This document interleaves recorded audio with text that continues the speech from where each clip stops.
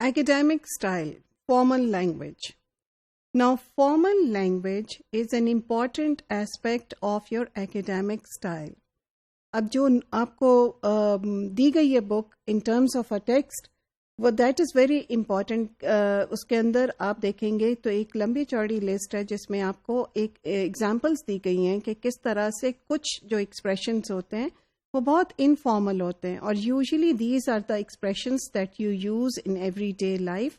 They have no room to be in your thesis, so be very careful. If you're talking about participants, don't say all guys over there were interested or participated. So be very careful کہ یہ formal اور informal language کے کون سے الفاظ ہیں. So there are definitely more than one way of expressing something that you do, and you have to choose among the styles. And what you need to focus on کہ آپ جو لفظ استعمال کرو بہت ایگزیکٹ ہو، جتنا بھی پریسائز ہیں وہ ہوں، تاکہ آپ کا میننگ کلیئرلی کنوے ہو، اور وہ فارمل ہوں، فارمل لینگویج میں آپ کو یوز نظر آتے ہوں. ایک طریقہ اس کا یہ بھی ہے کہ لسٹ تو آپ ایک دفعہ پڑھتے ہیں اور ذہن میں رکھیں گے ہی، لیکن جب آپ دوسروں کا کوئی آرٹیکل پڑھیں تو please look at the language they are using to discuss their different types of sections in their article. دیکھیں میتھڈالوجی کو ایکسپلین کرتے ہوئے انہوں نے کس قسم کی لینگویج یوز کی ہے. So again when you are editing please look for them, because it is very important to see کہ آپ انفارمل لینگویج نہ یوز کر رہے ہوں. یہ ایک بہت امپورٹنٹ کرائٹیریا ہوتا ہے آپ کے تھیسس کو اسیس کرنے کے لیے. سو اوائڈ کانٹریکشنس، جیسے ہم کہتے ہیں I don't know, didn't know, wasn't there. So please spell out the whole word and say will not or whatever you are saying. So no contractions, and then use more appropriate forms. کچھ examples آپ کے سامنے دی گئی ہیں of negative formal form of words. So not any کے بجائے آپ کہیں گے none of them یا no participant. Not much time نہیں کہیں گے. There was, you will saying there was little time left. Not many کا ورڈ نہیں یوز کر، فریز یوز نہیں کریں گے. You will say few. اب یہاں پہ ذہن میں رکھیں few اور a few میں فرق ہوتا ہے. a few کا مطلب یہ ہے کہ کچھ لوگ، اور few کا مطلب یہ ہے جب آپ اس کو بغیر a کے یوز کرتے ہیں کہ hardly any.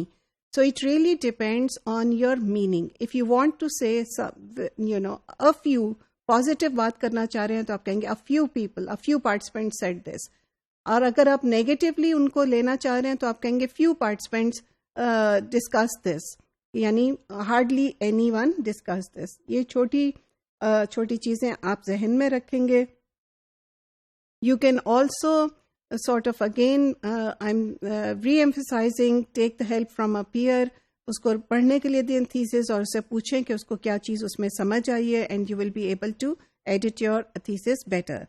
Then limit the use of run on expressions, جیسے ایک آتا ہے this and so forth etcetera. اس طرح کی ٹرمز ہم یوزلی تھیسس میں استعمال کرنے سے گریز کرتے ہیں. Please don't address your reader as you would see کہ the results are there, as you would also say دس.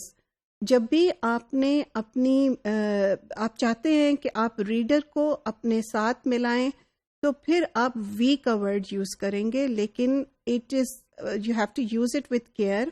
آپ وی کا ورڈ میتھڈالوجی میں یوز نہیں کرتے کہ ہم نے یہ کیا، جب کیونکہ آپ اکیلے تھیسس کر رہے ہیں.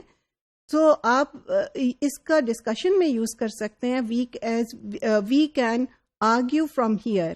تو ریڈر کو آپ اپنے ساتھ ملا رہے ہیں اور اس کو کر رہے ہیں ایگزامینر کو.